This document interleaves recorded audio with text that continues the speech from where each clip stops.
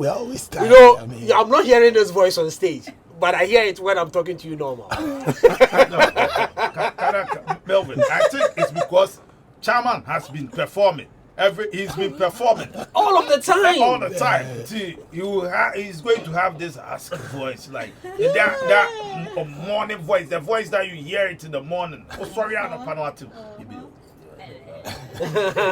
I think it's true. You're always on the movie, you're always on the stage. On the road all the time. All the time. It was a near break and you're deliberate. And you need to learn to talk low because and found our break. When you get on stage, they want to hear you. I mean, give your best. So we are say the music I say, and I have church tour before my concert, and with the same voice, and I was a church tour, and yes, you may also make group basi. So why the church tour?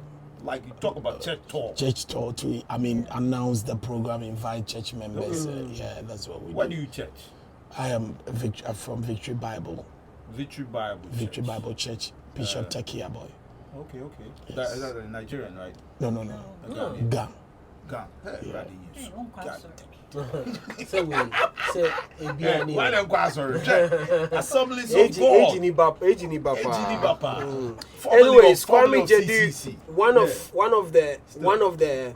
one of the names that always pop up in the region with respect to gospel shows, and I'm very much happy because of the journey and how people now respond to gospel in the region. Way back it wasn't like that. Yes, it wasn't then. Then it tells of the work that has gone in. Yes. Before we even get into that sector itself, let's talk about you. Okay. At what point did Quame Gyedu come into the picture, and with gospel music as a forefront for the brand Quame Gyedu? Okay. In what dispensation with respect to time? Okay. And in that very same space, what was happening as at that time? Okay. So 3 questions in one. Okay. So I have always been a music person. I started playing in the church at a very early age. I've been going for... My father was the first music director of our church. Okay. I was born into a Baptist church. Okay. I don't know guy here. Okay. So I used to follow my father to church. I mean, for church rehearsals and all that. So I see him direct church music and all that. Then I developed interest for church music. However, mine had a greater purpose because God has his own plan.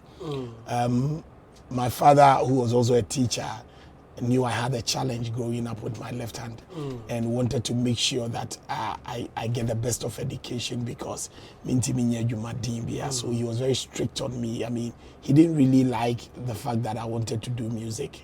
Nobody really liked it, but God had a plan, and there was something that I heard that they did not hear because I followed 2 friends of mine to church.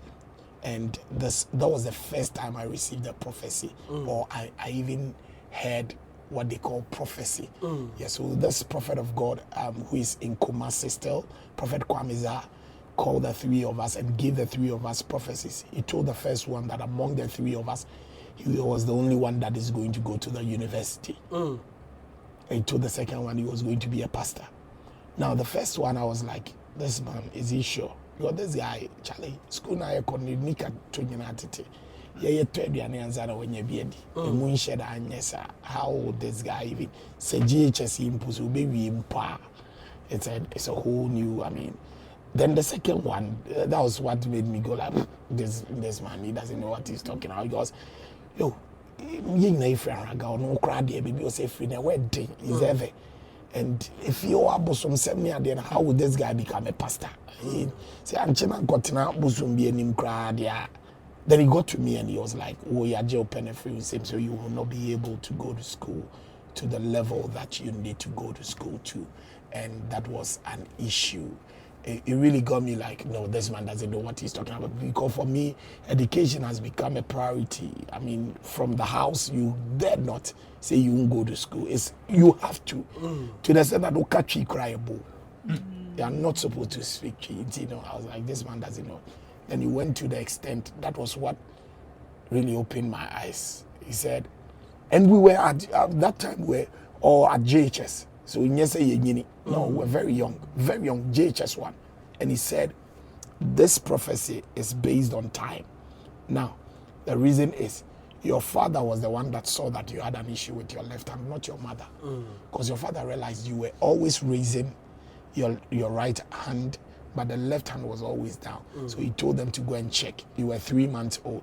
When they went, they saw that because you came out with your left hand instead of your head, your arm got broken, and they did not see at that time. Because knowledge as we have today wasn't like we have back then. So they did everything they could, and they realized it couldn't really work. So your father decided with your mother that for you, you have to go to school to that extent.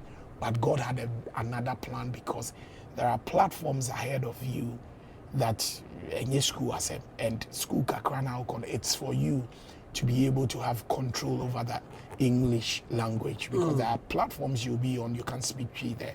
So till date, people argue when I tell them maybe JHS, they don't get it. But that's what God did. So when I speak, you definitely argue that no, that's not true. But that's what God did. Then from JHS, we am a dynamic school. They did everything. I didn't go to school. They didn't know what was happening. Then I took myself to someone that I wanted to learn engineering. So I studied music production. Then I did production for a couple of people. There are a couple of songs on the airwaves making, people don't know. And can make mention of some? Yes, of course. My first major big hit was Quame Gyedu Papa by Selena Boateng.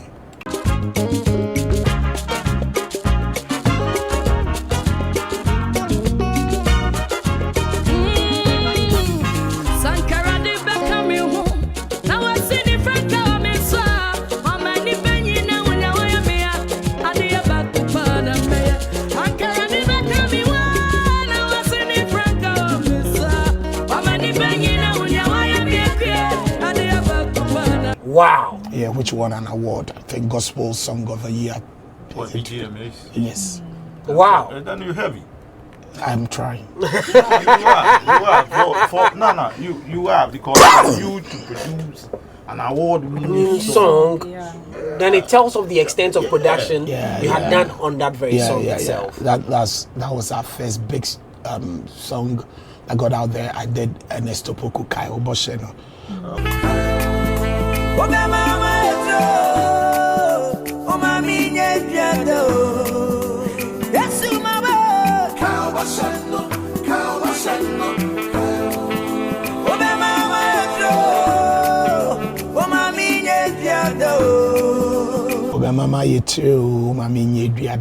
Then a couple of them, then the call came in. At a point, I was frustrated. I didn't know. I was like, okay, is this it? Is that all? But then I could sense deeply in my heart that something was missing. Because, you see, engineering took my time so much that someone that used to play for the church, I was not going to church again, because Sundays, there are people's songs that I need to get done, so I have to be in the studio. So I couldn't go to church.